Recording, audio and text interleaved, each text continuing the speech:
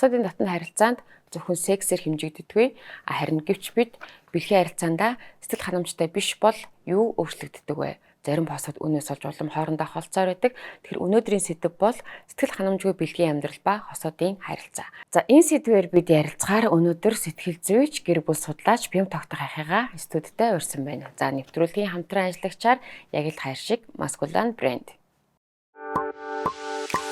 Masculine таны итгэл таах хамгаалалт, герман чанар, хамгийн нэмгэн хамгаалалт, зөөлөн торгомсог, үйлдэлтэй тавруутай, хүний биеийн бүтцэд тахирсан.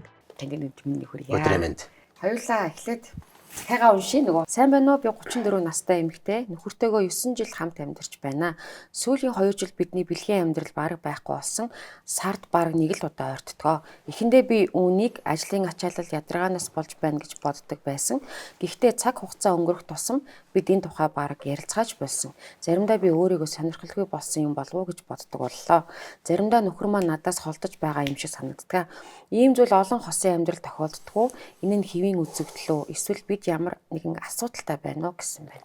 30 гаруй нас болвол харьцангуй залуу нас байгаад байдаг. Гэтэл сард 1 удаа бэлгийн хавьталд орно гэдэг бол өөрөө заримын хувьд бол хангалттай биш. Дээрэс нь тэр хүнд байдаг үндсэн хэрэгцээнүүдийн ялыг хангахдахгүй юм төвшөнд очиж байгаа. Түүнээс бол сэтгэл дундуур байдал, тэрнээс болж дараагийн олон асуудлууд энэ нөхцөл байдлаас үүсдэг. Тэгэхээр би бол энэ бүсгүүд юу гэж хэлмээр байна вэ гэхээр зэрэг энэ зөвхөн та хоёрт л тохиолдоод байгаа азгүй тохиолдол бол биш. Өнөөдрийн Монгол залуу гэр бүлүүдэд нийтлэг тохиолдож байгаа асуудал мөн үү гэвэл мэдээж мөн.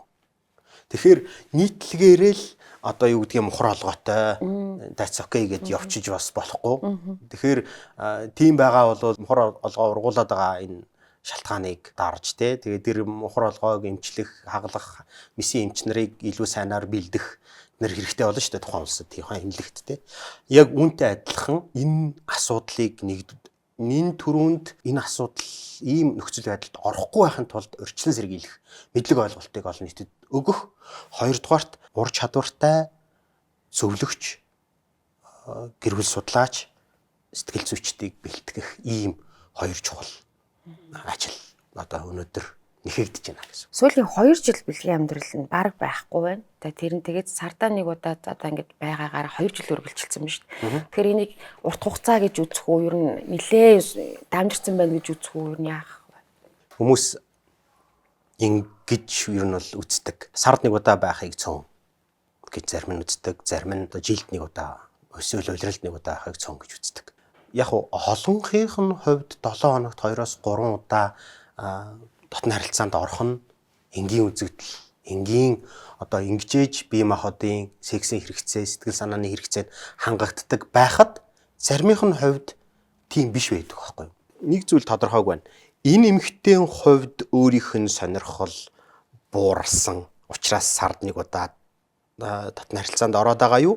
Эсвэл нөхрийнх нь талаас уу эсвэл хоёулаа ер нь зүгээр хөндөрчээд байна уу гэдэг нэг асуудал гарч ирж байна. Нэг тодорхойгүй асуудал гарч ирж байна. Энийг олох хэрэгтэй.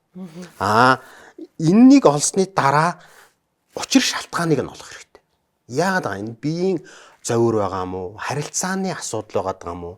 Эсвэл дотносолд тээг болох хэмжээний одоо хөндөрл, гомдол, үл ойлголцол, үл итгэлцэл байгаа юм. Эсвэл биеийн зовир өвдөлт байгаа юм тий. Эн чинь айгүй олон юм учир шалтгаантай. Тэгэхээр энэ учир шалтгаануудыг зөвөр олж ижил энэ асуудлыг шийдэл арай бодтой учиг эхэлнэ.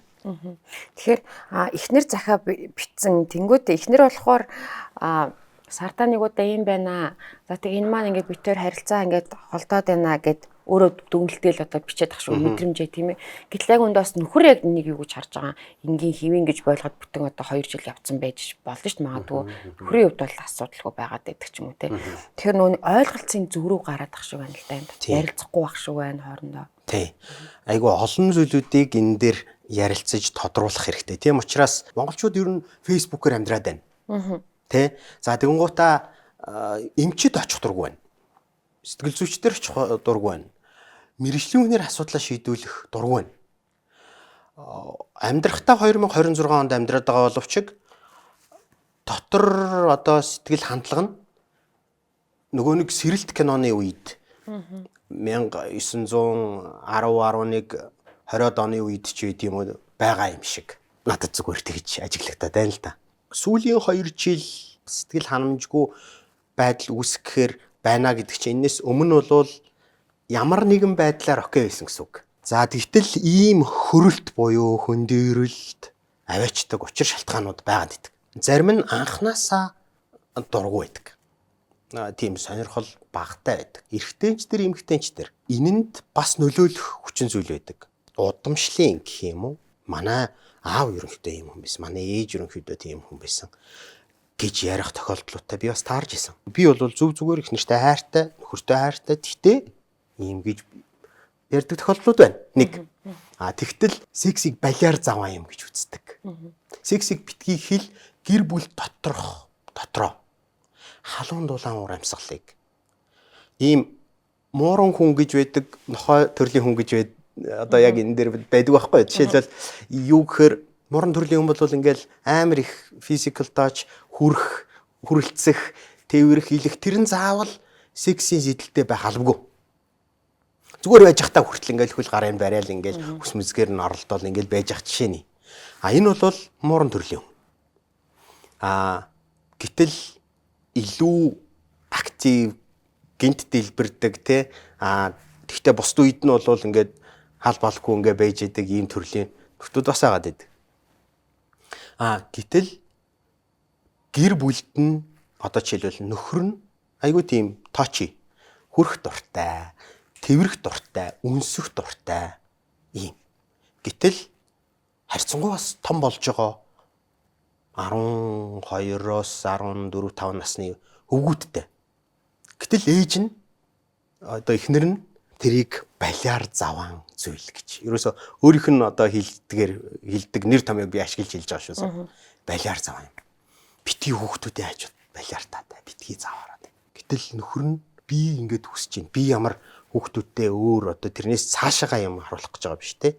Тэгэд ч би ээжийг нь хайрлаж байна. Би дээрэс нь юу гэж бодож байна уу гэхээр зэрэг миний хүүхдүүд эхнэрээ бас ингэж хайрладаг байгаасаа гэж хүсэж байна. Тэгэхээр энэ бол нөгөө одоо хүний үзэл бодолтой холбоотой асуудал болж ирж байгааз. Би ер нь өнөөдрийн нэвтрүүлгээр энэ сэдвийг хараад надад бол юу гэж бодогдож байна вэ гэхээр зэрэг олонх тохиолдолд энэ ер нь сексийн тухай яриа биш, харилцаа, зөрчил, хүлээлт, гонсойлт, сэтгэл зүйн хэрэгцээний тухай яриа болох гэж би бодож байна.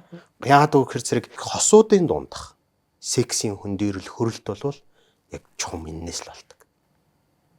Энэ саяны дурдсан зүйлүүдээс болдог. Тийм. Тэгэхээр 2 жилийн хугацаанд жишээ нь яагаад ярилцахгүй байна те энэ талаар огт ярилцаагүй байгаа байхгүй. Тэгээд өөрөө дотроо ингээд дүгнэлт хийгээд зат ер нь нэг л болохгүй байна гэж бодоод ш. Тэгэхээр ярилцахаас ичээд байгаа юм болов уу? Эсвэл нуугаад байгаа юм болов уу? Нэгнийгээ гомдооч гэж бодоод байд юм болов уу? Ер нь асуудууд ингээд чөлөөтэй ингээд бэлгийн амьдралынхаа талаар ярилцахад тэр саад болдог асуудлууд юу гэдэг вэ? Гэр бүлийн боловсрал, сексийн боловсрал нэг нүгүү байх. Амьдралын зорилгоо нэгтгэх, санхүүгээ нэгтгэх, амьдралын тухай ойлголтоо нэгтгэх ийм асуудлууд энэ цаана байгаа гэж бодож байгаа. Бид нар жишээлбэл гар утсаа хэд удаа сольж гин. Гар утас өөрөө доторх софтверээ хэд удаа сольж гин. Бид нар машина, орон сууцнуудаа өнөөдрийн Монгол айлууд, гэр бүлүүд хэд удаа сольж гин. Гэтэл бидний майндсет, бидний их нэртэйгээ харилцах харилцаа, бидний нөхөртөөгөө харилцах харилцаа, бидний өөртөөгөө харилцах харилцаа миний өөрийнхөө амьдралд хандах хандлага тэр харилцаа маань өөрчлөгдөж байгаа юм уу? Өөрчлөгдөөгүй нөгөө л нэг одоо яг машинаар зүйрлэх юм бол бүр ингээд хээгүү болцсон тий. Хэдэн оны ч юм бүүмэд хээгүү болцсон дугуйтайгаа. Хизээч тосын сольсын бүүмэд өвчнөө олон шүргэлцээ мөргөлдөө инээ тэр юмнуудад огт засвар хийгээгүй машинтайгаа тий. Уул нь ингээд иргэцсэн ажижигээ майжицсан ийм готалтайгаа доторх үнэн ингэж яваад байгаа харагдаад байгаа. Маскулан таны итгэл таах хамгаалалт герман чанар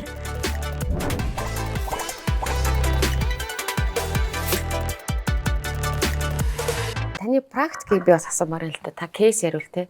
Ийм харилцаанаас болоод холдсон байж байгаад буцаад эргэж нийлсэн ч юм уу? Тийм кейсүүдийг нэгээс дурдвалч юм. Мэдээж олон байгаа.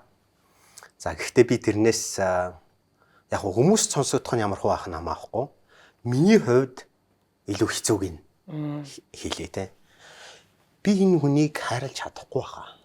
Нөгөө дургуул амыг дарж ийж сахил хүртэн гэдэг бол их хэцүү зүйл байхгүй юу? Хамт амьдрмаар байгаа, хайрламаар байгаа, хайртай. Тэгтээ үзэлцээд байгаа нөхдүүдтэй учрыг олох бол амархан. Гэтэл хоёулаа буугаад өгсөн. Ер нь бол нэг гэр бүлийн харилцааг хараа нэг ингэж ойлгож харж болж байгаа.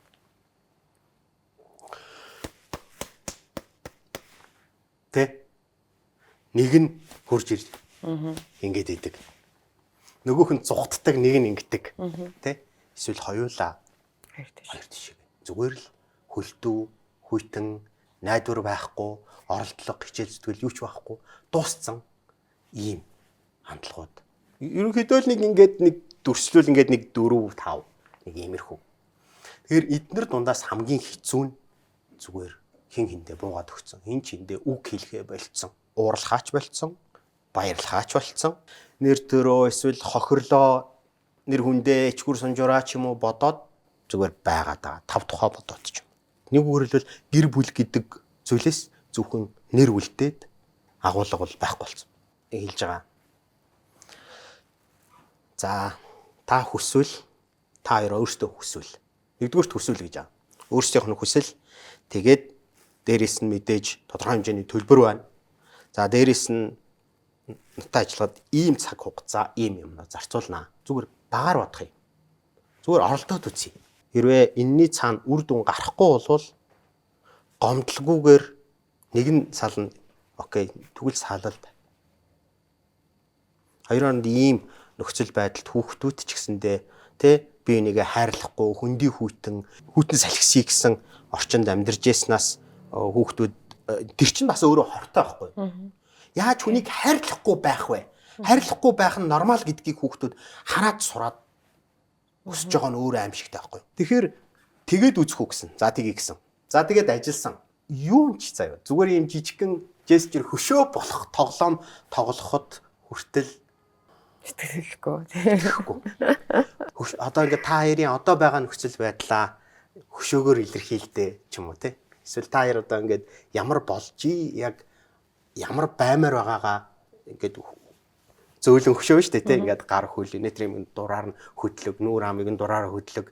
Тэгээд тийм хөшөө бүтээдэг гэхээр ийм ямар ч респонс байхгүй ингээд дарахад ёо хатгах юм байхгүй. Ийм болцсон. Нөхдүүд сураад ирэхээр хүүе бид нар чинь ерөөсөө гэр бүлийн тухай үндсэн ойлголт бол хоёуланд байгаагүй юм байна. Дээрээс нь одоо 20 жил амьдрахад хоёулаа нэг ч удаа ингэж энэ тал дээр одоо улс суурьтай эрүүл байдлаар ярилцаж үзээгүй юм. Нэг ч ном сонин сэтгүүл хэрэгтэй юм сонсож байгаагүй юм байна. Тэгчээд тэр машиныг муу гэж хайж болох уу те. Тэгээ баг ингээд явж байгаа. Бас адармаатай л да шууд хоёулангийн байхгүй ихний хэлжинд бол дандаа ингэ тусдна ганцаарчилсан байдалтай тий хандлага гомдол тэгэл өчнөө бол юм ингээ бөглөрсөн байдаг байхгүй яг нэг юм сангийн ажил хийж байгаа юм шиг ингээ бөглөрөл тий цоорл зэвэн дидэгцэн юм шиг юм тэгээ бүгдээр ингээ суллан зөөлн аавн тэгээ тэрийг нь тий зарим хэсгийг нь авч хаян дахиж солино нэг ийм ажил тэгээд тэрний дараа нөгөө хоёр чинь шинээр амьдарсан. Шинээр амьдрахтаа өмнө амьдарч ирснээс алга уруулсан юм шиг ийм хэмжээнд тавтай хүмүүс. Тэгээ би энийг бол энэ дээр бол би үнэхээр одоо тэр хүмүүсийн хичээл зүтгэлээр бас бахархаж байгаа. Яагаад гэвэл зэрэг тэд нэр зүгээр сонсоогүй. За яах вэ эцсийн удаа. За яах вэ өөртөө гомдохгүй тулд хийгээд үзье. Тэ надад тэртээ тэргүй алдах юм алга. Хийгээд үзье гэд хийж байгаа байхгүй. Тэгэхээр нэг хийж байгаа тэгээ тэрий дунд хамгийн сайн нь юу байсан бэ гэхээр зэрэг нөхрийн хамтлага байсан. Тий. Нөхөр нилээ ингэж гүйжээж нилээ хожуу боловч эмхтэй эхэлж байгаа байхгүй. Асаж эхэлж байгаа байхгүй. Халж эхэлж байгаа байхгүй. Тэгэхээр одоо хүмүүс болохоор нэг юм шийдлийг айгүй ингээд амар хэлбэр аргаар ч юм уу те ингээ шийдэх гэдээс магадгүй за өөр хүнтэй болдог ч юм уу. Гэр бүлийнхээ хажуугаар за угсаа битээр бол явах те их нэртэйгээ сардаа нэг удаа ойртож байгаа гэл те. За би өөр хүнтэй ингээ болчих. Гэтэ би гэр бүлээс салахгүй гэдэг ч юм уу. Эсвэл одоо яадаг чи ингээд нэг юм 2 дахь 3 дахь 4 дахьч баг итгээд гэртеж оруулж байгаа нэг бэлгээ ярьсан донжирч штэ те. Тэгэхээр энэ талаар хойлоо яриул энэ бас нэг тэр зүйлээ шалтгаан нь болдог уу? Мэдээж. Гэхдээ би бол бүр энийг эхлэлээс нь ярмаар байгаа. Секс гэдэг бол би нэлээд тийм одоо зарим хүмүүст гэгээмэгийн сонсогдох одоо амьдралгүй сонсогдох юм ярьж иж магадгүй. Гэхдээ би энийг бодож байгаад энийг заавал хэлэх ёстой гэж бодсон. Хэвээ би зориглож хэлэхгүй бол энийг хэлэх хүн байхгүй. Залуучуудаа секс гэдэг бол гэр бүл болохоор шийдвэр гаргасан, сонгосон хоёр хүний дунд байх ёстой харилцаа. Өнөөдөр онс гэдэг юм илүү ингээд яваад байна те. One night stand буюу нэг удаа тохиолдлын бэлгээ автал. Энэ харилцаа хүний өөрөө өөрийг нь үнэлэх үнэлгээг зөвхөн эмэгтэй хүнийг биш шүү. Зөвхөн эмэгтэй хүнийг биш. Эрэгтэй хүний ч тэр. Та нар олон судалгаа уншаарай. Би нэг ийм ламын ч юм уу те би ийм Пастрын шашны ийм ариун гэгээ номлол хийгээд байгаа юм биш. Зүгээр ангаахын сэтгэл зүйн ийм юг одоо тоо баримт суйртай юм ярь. За зүгээр энгийн хархан дээр хийсэн судалгааг ярив. Нэг аквариумд нэг эргчин эр харах хийгээд тэгээд нэг им харах хийжээ. За тэгэл 2 цаг тутамд л нөгөө эмгэгчнийг солиод идэг. Тэгээ 2 өдөр ч үлээ 2 цаг ч үлээ. Би тэрийг нь бол яахгүй. Гэтэ энийг та нар энэ судалгааг porn on a brain гэдэг нэрээр хайгаад дороо уншиж болно. Яг порнотой холбоотой. Гэхдээ энэ бол нийтлэгээрээ ерөөсөө айгу рандом олон тооны бэлгийн хавтагчтай байхад авдаг үзүүлдэг үр нөлөө үр дагаврыг харуулсан байхгүй. Тэгэхээр ямар үр дагавар гарсан бэ гэхээр зэрэг амар одоо excitement гэдэг юм айгу өндөр. Буюу нөгөө эргчний хувьд бол ингээд айгу жаргалтай. Жаргалтай. Гэхдээ энэ жаргал айгу богино хугацааны тэгтээ маш чанар муутай жаргал болчихж байгаа. Гэдг нь одоо энэ судалгааны ингээ харагдсан. Би бол өнөөдрийн олон гэр бүлүүдэд, эрчүүдэд, залуучуудад юу гэж хэлмээр байна вэ гэхээр зэрэг өнөөдөр нэг 210 орчим хил байгаа гэж үзээд тах шиг байгаа. Дэлхийд. Хил болгоны цагаан толгойн эхний А үсгийг ч юм уу Э үсгийг ч юм уу А үсгийг нь үзээд битгий яваад байгаа чи. Тэр чин аль ч хилэнд хил нэвтрээгүй тий аль ч хилээр уншиж чадахгүй амтан болчиход байгаа байхгүй юу? Ядаж монгол хилээрээ 35 үсгээ бүрэн үзээд алдаагүй уншаад хурдан уншаад унснаа ойлгоод тэгээ өөрийн болгоод тэр мэдээллийг нэг үгээр хэлбэл нэг номыг сайн уншаач. Тэгвэл харин гэтэл яг тэр өөр судалгаан дээр нэг харахыг нэг эргчин нэг эмгэгчин харахыг л хоёр харахыг л удаан байлгасан. Эхэндээ жоохон өндөр. Тэ боо. Гэхдээ өндөр богинохон байсан хугацаанд би секси хугацаа яриад шүү дээ, тэ.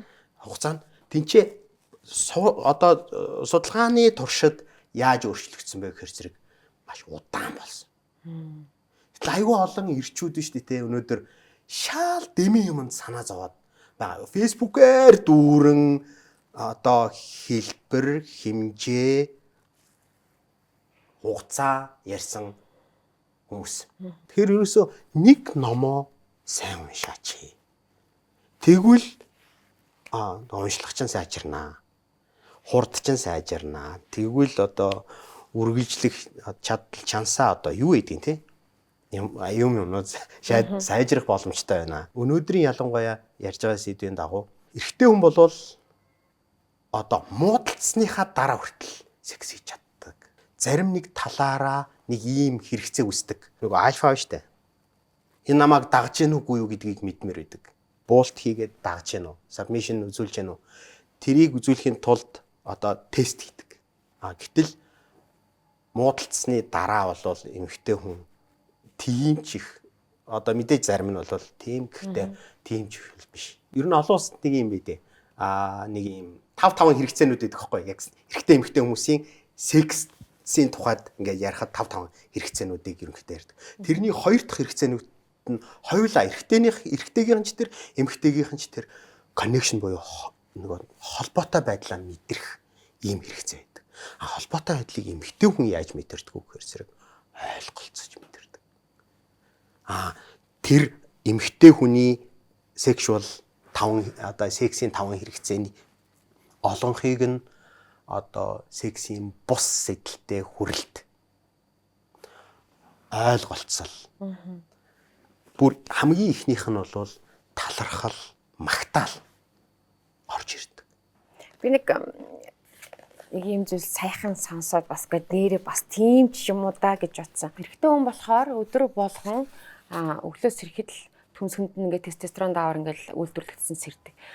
Эмэгтэй хүн болохоор сардаа ерөөсөө л 2-3 өдөр л тэр өндгийсийг ялгаруулж байгаа. Буюу эрэгтэй хүн өглөөс ирэхэд л нөгөө үүргээ биелүүлэхдээ эрч хүч нь энерги нь ингээ үйлдвэрлэгдээ. Тэр тестостерон дааврыг ингээд гадаагаар шатаахтай ингээд ажил өөр хийж бусдтай харилцаж тэрийг буцаагаад одоо эд хөрөнгө ч юм уу мөнгө болгож оруулж ирэх тэр чадвар нь угаасаа өөрт нь биологийнх нь тэр юм өгдсөн байдаг.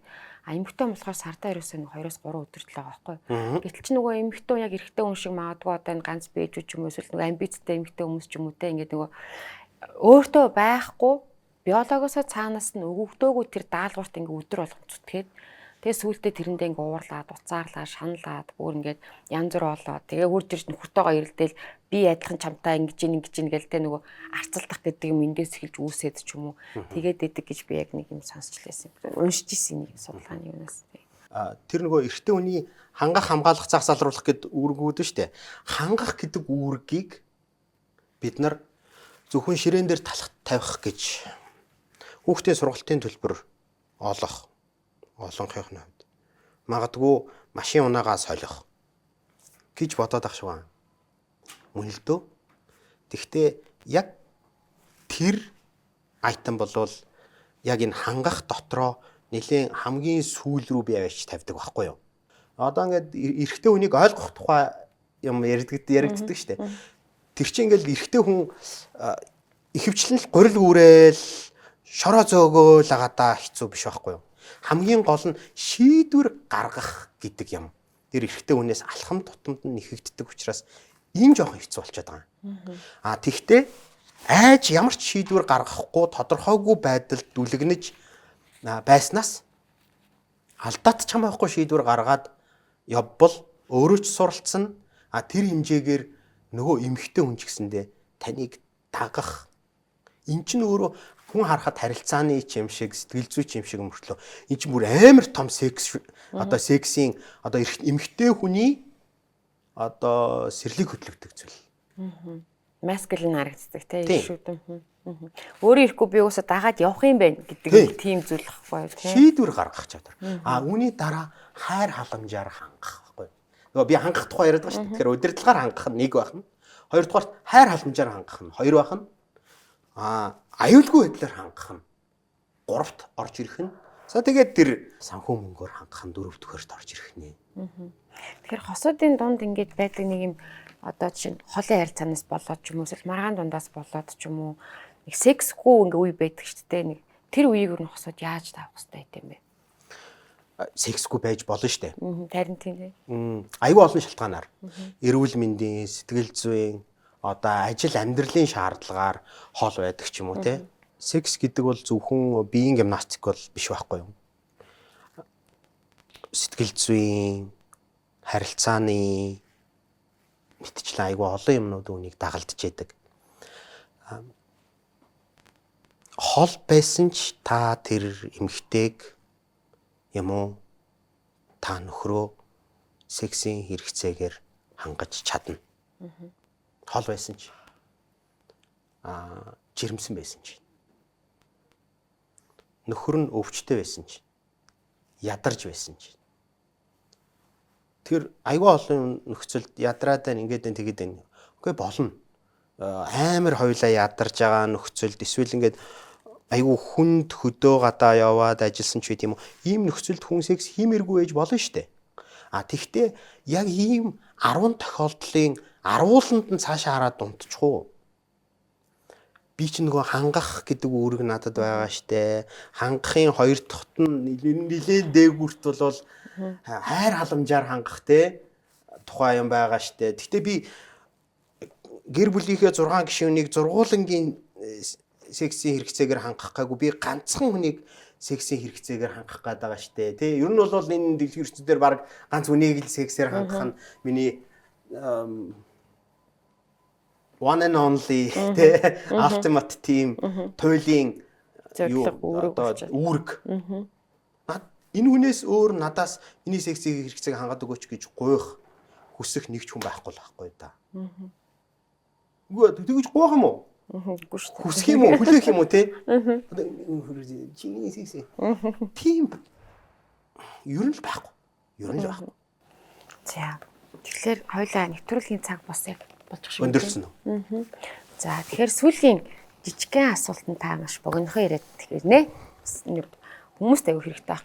Ямар тохиолдолд ер нь хосуу за одоо нэг сэтгэл зүйчдэр очих болчихжтэй гэдэг нэг юм дохио өгдөг red flag ч юм уу та харилцаанд тийсэд яваад идэг байсан байж болно. За яг хоёулаа өөр өөртөөхөө ухаан санаагаар мэдрэмжээр туршлагаар болгочих гээд яваад исэн байж болно. Гэтэ ямар тохиолдолд зайлшгүй мэргэжлүүн дээр очих шаардлагатай байдаг вэ? Хор хохирол үргэлжлээд байгаа нөхцөлд. Өнөөдөр ярилцах хэрэгтэй гэдэг айгүй олон юм ингээд хэлж байна. Гэтэл айгүй олон хосууд ярилцах тусмаа улам муудалцаад байдаг байхгүй юу? Тэр хүнд үр дүнгээ өгөхгүй байхад ярилцах гэж тэгвэл яаж ярилцах юм? За би айгүй энгийн юмнууд яриа. Лавр чи наашаа хараад сууч. За. Сандлаа наашаа. За. Айгүй олон хосууд яг ингэж ярилцах гэдэг байхгүй юу? Дундаа нэг ширээтэй ч юм уу те. Ингээд одоо кофе шоп ч юм уу, гэртээ ч байд юм уу, хаан ч байд юм. Яг ингэж байжгаад хоёлаа энэ асуудлын тухай ярих гэдэг. Гэтэл явандаа энэ асуудлын тухай ярихаа болоод эхлээд ингэж эхний нэг хэдхэн секунд, хэдэн минут ингэж ярьжгаад сүүлдээ ингээд ийм яриа болдог байхгүй юу? Яриа болдог. Тэгэхээр нин төрөнд ингэж бити яриач. Зүгээр хүний бие махбод сэтгэл зүгээ дагдаг, буцаад сэтгэл зүйн бие махбодойгоо дагдаг. Одоо бид нар санамсартай яриа хийн гэж юу яриад байна вэ гэхээр зэрэг ингээд ийм байдалтай тий чи хоёрын дундх асуудал бол энэ чи миний асуудал биш. Би чиний асуудал биш. Хоёулангийн хамтдаа хоёулаа нэг үгсээр хэлбэл энэ асуудлыг хоёулаа ойлгох юм шүү. Хоёрын зорилго нэг, хоёрын хараа нэг. Тэгэхээр асуудал нь ингээд урталт нь байгаа биш. Суухаас эхлэх нь байна. За, хоёрт зүгээр энэ мэтлэн юуг ингээд ярих юм бол маш урт юм болно. Би зүгээр ганц нэгэн одоо хэлний үзүүр дээр байгаа гэхлий техник ганц нэг. За, би төвтэй мессеж, чи төвтэй мессеж үг гэж хоёр янзын мессеж одоо үг байдаг байхгүй юу?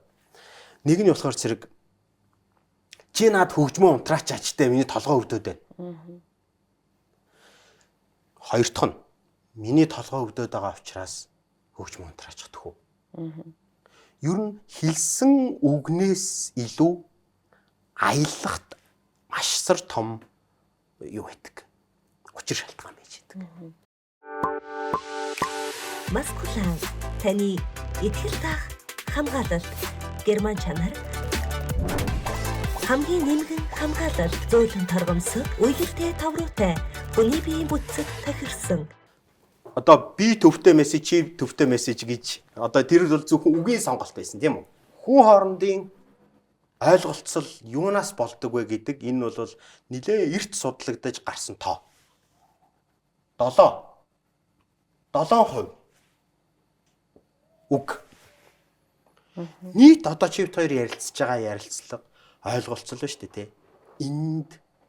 Энэний 7%-ийг л 7%-ийг л чиний миний сонгож байгаа үг, яригдж байгаа үгнүүд одоо 7% л нөлөөлдөг байна.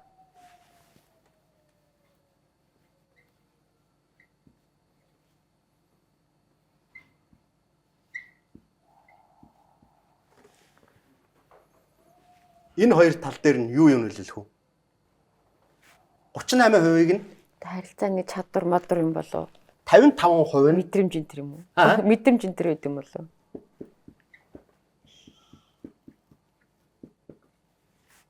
За, хандлага буюу хандлага.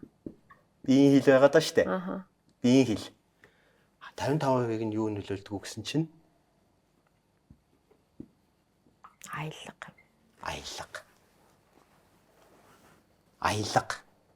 Тэг би боддгийн монгол хэл бол их гоё, сайхан. Яруу тансаг, хүндэтгэлийн, доромж, энгийн, зүйр маш олон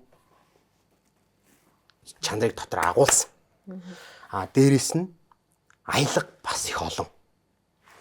Тэ? Тэгч хөөхөө. Хөө гэдэг хоёрхан үсэг нэмэгдэхээр л тэгэл хэрүүлчих ингээд баг бүхэлдээ алга болоод тэгч хөөхөө. Цай хийгээд өгөөч хөө гэхээр л арай болчиход цай хийгээд өгөх гэх юм бол өөрөө хийгээд өгөхгүй өгөөд болчиход идэг. Хөө гэчихээр арай өөр сонсогдоод идэг те. Мэдчихлээ. Дээрэс нь нэг ийм ихэнх би одоо өнөөдрийн чивт хоёрын яриа бол яг гэр бүлийн хосуудын харилцаанд байдаг харилцааг хөргөөд байдаг. Сексийн харилцааг хөргөдөг гол асуудал нь юу байдг вэ гэхээр зэрэг өдөр тутмын ахуйн харилцаа байгаа. Тэгэхээр энэ дээр нэг ийм юу байд юм хандлагын тухай нэг ийм зураглал байд юм би энийг олон гэр бүлүүдтэй монголчуудын нэг мэдэж аваасаа гэж хүсэж байна. За цай уух уу? Муудалцсан байгаа. Цай уух уу? Нэгнээсээ асуулаа. Тэнгуут эхний хандлага нь юу ч дуурахгүй гараа авчна. Нэг харчаач гэдэг юм харахчгүй. Бүр энэ ч юу ч биш вэ те? Хинч биш, юу ч биш. Сонсоогүй. Гараа авчиж. Нэг. Хоёр дахь хандлага нь чи одоо наваг өдөөд байгаа мó яагаад байгаа? Би дөнгөж сая кофе уусныг харахгүй байна уу? Би ер нь хизээ цай ууж исэн юм. Чи хизээ над цай хийж өгдөг байсан ч гэдэм үү те. Одоо ийм нэг сөрөг. Буцаад ингээд Токсик. Буцаад үзэж जैन те.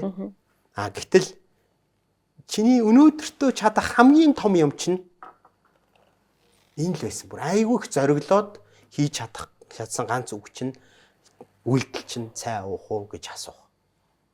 Ингээ харилцаа өсөж шít. Тэгсэн чинь би тгийл да. Гэт очоод галзуухнасаа тий нэг алим ганцхан л алим авчираад 4 хуваагаад тавиад ингээд суулаа. Энэ юу вэ? Хандлага байна те. Цай уух уу гэдэг нэг асуулт энэ юу болж хоёр уу? Эвлэрэл болчихлоо шүү. Ярилцлага. Тийм. Цай уух уу гэсэн. Би тгийл даа л гэсэн. Тгийл даа л гэсэн. Өөр үг энэ жижигэн зохиол төр байхгүй. Харин үйлдэл нь бол хоёлаа ярилцъя. Тэ? Асуудлаа шийдэе. Эсвэл бүр ярилцахгүй ч байж болно. Гэтэ ямар ч байсан хоёлаа би чамтай хамт ингээд цай уугаад юу ч ярилцахгүй ч байж болно. Зүгээр суухтаа өөрөө дуртай байна. Тэгээ энэчнээс чинь тэр сексийн амттай секс, утга учиртай секс, ойрхон секс эхлээд байгаа байхгүй юу? Иймгүй ээж байгаа л сексийг л эвлэрчин гэж бодоод ахлаар л секс нь ялж шийтгэл хин нэгэнд хийж өгч байгаа юм болчиход байгаа байхгүй юу? Энэ дугаарыг үзсэн гэр бүлүүд болон залуучууд ер нь аягүй хэцүү ойлгосон байх гэж найдаж байна. Тэгээд өнөөдрийн сэдв бол сэтгэл ханамжгүй бэлгийн амьдрал ба хусын харилцаа гэсэн сэдвэр бид нартай маш гоё нээлттэй ярилцсан танд маш их баярлалаа. За тэгээ маань нэвтрүүлгийн ивент тэтгэгч Германы Masculine брендийн гарын бэлгийг танд гардуулж өгье гэж. За баярлалаа. Ваа. 100% натурал ирсэн гэдэг байгаа шүү дээ. За. За таны ажилд өндрөөс өндөр амжилт хүсье. Маскулан таны итгэл таах хамгаалалт герман чанар